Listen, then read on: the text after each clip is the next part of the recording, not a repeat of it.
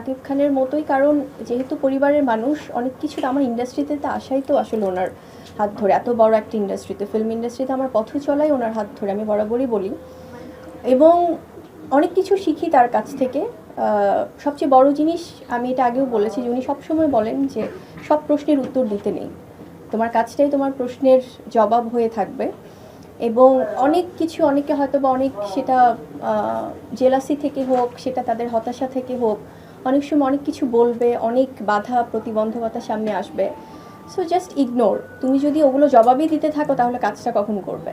So এটাই আসলে। আপু কুরুচিপূর্ণ অ্যাটাক করা হয়, সেটা নিয়ে আপনি আইনানুগ ব্যবস্থাও কখনো নেননি, মানে অনেক নায়িকারা আছে যারা আইনানুগ ব্যবস্থা নেয়, সেই ব্যাপারগুলো আপনি কিন্তু কখনো করেননি, সেটা নিয়ে যদি বলতেন। তবে হ্যাঁ, না আসলে হয়তো না, এই পয়েন্টগুলো আসলে খুব সুন্দর, কারণ আমার মনে হয় যে সাংবাদিক ভাই বোনেরা তো আমাদের পরিবারের মানুষ, তাদেরও হয়তো অনেক সময় তাদেরও গায়ে লাগে যে আপু কেন ব্যবস্থা নিচ্ছে না।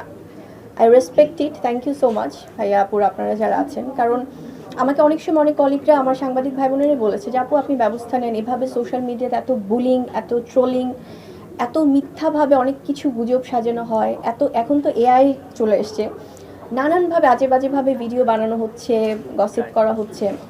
আমার মনে হয় যে কখন আইনানুগ ব্যবস্থা নেয়নি, বাট এটা আসলে নেওয়া উচিত, কারণ সাইবার ক্রাইম আছে আমাদের বাংলাদেশে। আমরা অবশ্যই আমাদের দেশের আইনের প্রতি শ্রদ্ধাশীল, কারণ অনেক সময় আমরা অ্যাভয়েড করতে করতে হয় কি এগুলো মাথাচাড়া দিয়ে ওঠে। কারণ এখন তো যেহেতু ভিউ ব্যবসা একটা ব্যাপার এসছে, ডলার ইনকাম করার, সো জানে যে পজিটিভ কোনো কিছু বললে হয়তো বা তাদের ভিউজ হবে না, যত নেগেটিভিটি স্প্রেড করবে, মিথ্যা কথা বলবে, এআই দিয়ে ভিডিও বানাবে, গুজব ছড়াবে। এবং আমার কাছে খুব দুঃখ লাগে যে মেয়েরা ইদানিং মেয়েদেরকে আরও বেশি ট্রোলিং করে। অনেক অনেক হিজাব পরা আপুরা আছেন যারা কিনা হিজাব পড়ছে, I am sorry to say, but এ ধরনের গুজব নিয়ে মিথ্যা কথা বলে ভিডিও বানাচ্ছে। সো আমার মনে হয় এটা আমাদের ইসলামকে অবমাননা করা, কারণ আমাদের ইসলামে কিন্তু গীবত করাকে সবচেয়ে বেশি জঘন্য কাজ বলে গর্হিত করা হয়। কারণ আমার মনে হয় এই ধরনের ব্যাপারগুলো বন্ধ হওয়া উচিত, এবং দেশের বাইরে যেভাবে আমাদের শিল্পীদেরকে ছোট করা হচ্ছে এটা কখনোই গ্রহণযোগ্য নয়। সো আইনানুগ ব্যবস্থা নেওয়া উচিত, এবং আমাদের দেশে সাইবার ক্রাইমের আমার মনে হয় দ্রুত এই বিষয়গুলো আসলে তাদের চোখে পড়বে। থ্যাংক ইউ আসলে সাকসেসফুলি